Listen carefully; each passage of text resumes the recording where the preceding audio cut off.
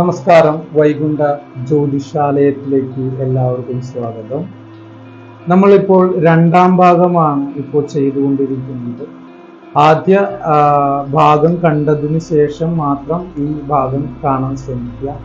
ശുക്ര മാറ്റത്തെ കുറിച്ചാണ്. അത് പല രാശിക്കാർക്കും അല്ലെങ്കിൽ പല നക്ഷത്രക്കാർക്കും വളരെയധികം പ്രയോജനപ്പെടുന്ന ഒരു സമയമാണ് ശുക്ര മാറ്റ സമയം എന്ന് പറയുന്നത്.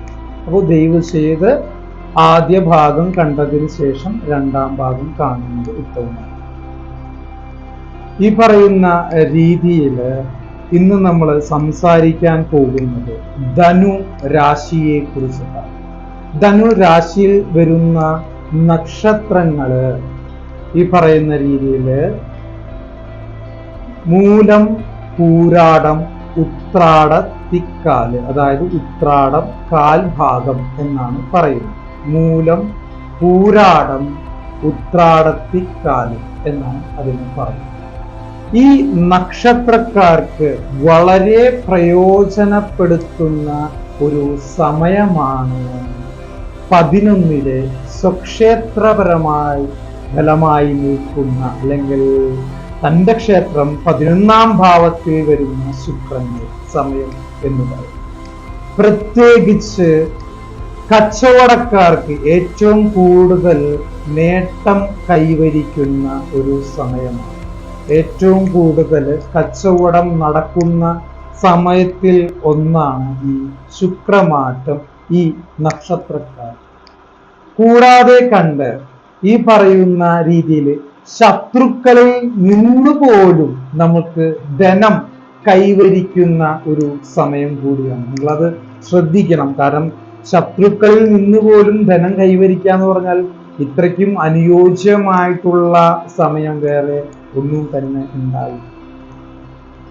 പല വിധത്തിൽ നിന്നും അല്ലെങ്കിൽ പല മാർഗത്തിൽ നിന്നും ധനപരമായിട്ടും ലാഭപരമായിട്ടുള്ള നേട്ടം വരുന്ന ഒരു സമയം കൂടിയാണ് ഈ പറയുന്ന ശുക്രമാറ്റത്തിന്റെ കാലം.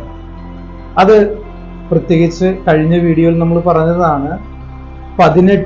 സെപ്റ്റംബർ 18 തൊട്ട് ഒക്ടോബർ 19 അല്ലെങ്കിൽ 18 വരെ രാത്രി സമയഘട്ടത്ത് വരെ ഈ പറയുന്ന ആ ഒരു മാസ കാലയളവിലാണ് ഈ സമയം നടന്നു പോയിക്കൊണ്ടിരിക്കുന്നത്.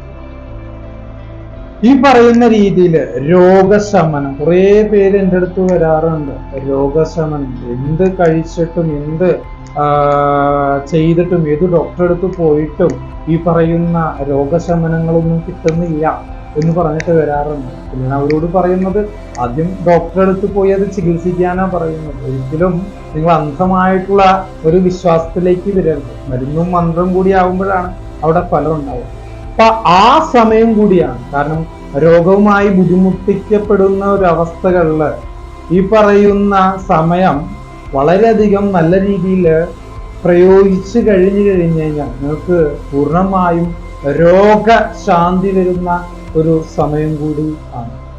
പിന്നെ ചില ആൾക്കാർ വരാറുണ്ട് ഈ പറയുന്ന ഷെയർ മാർക്കറ്റ് എന്ന് പറയുന്ന രീതിയിൽ കൊണ്ട് ഷെയർ മാർക്കറ്റിൽ ഇപ്പോൾ ധനമിടുന്നതോ അല്ലെങ്കിൽ ധനം നമ്മളെ അത് എങ്ങനെയാണ് കൈകാര്യം ചെയ്യേണ്ടത് അല്ലെങ്കിൽ നല്ല സമയമാണോ, ആ ഒരു രീതി പ്രകാരം ഈ പറയുന്ന സമയം വളരെ അധികം ഉപകരിക്കുന്നതാണ്. ഷെയർ മാർക്കറ്റിലായിട്ടുള്ള അല്ലെങ്കിൽ ഊഹക്കച്ചവടത്തിലോ അങ്ങനത്തെ ആയിട്ടുള്ള കച്ചവടത്തില് പ്രധാനപ്പെട്ടതായിട്ടുള്ള ഒരു സമയത്തിൽ ഒന്നാണ് ഈ ശുക്രമാറ്റം. വളരെയധികം ആഡംബരം കൊണ്ടുവരുന്ന സമയമാണ്. വളരെയധികം നല്ല രീതിയിൽ നിങ്ങൾ ശ്രദ്ധിച്ച്, അത് പ്രത്യേകിച്ച് പറയുന്നതാണ്, ശ്രദ്ധിച്ച് സൂക്ഷ്മമായി ബോധത്തോടുകൂടി ഈ നക്ഷത്രക്കാര് വേണ്ട രീതിയിൽ ഈ സമയത്തിനെ യൂട്ടിലൈസ് ചെയ്ത് കഴിഞ്ഞു കഴിഞ്ഞാൽ ഗംഭീര മാറ്റത്തിലേക്ക് വന്നിരിക്കും. അത് ഉറപ്പുള്ള കാര്യമാണ്.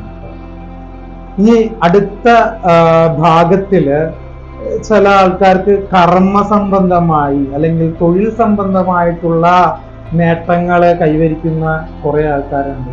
അത് ഞാൻ അടുത്ത എപ്പിസോഡില് അല്ലെങ്കിൽ അടുത്ത ഭാഗത്തില് ഞാനത് പറയുന്നു.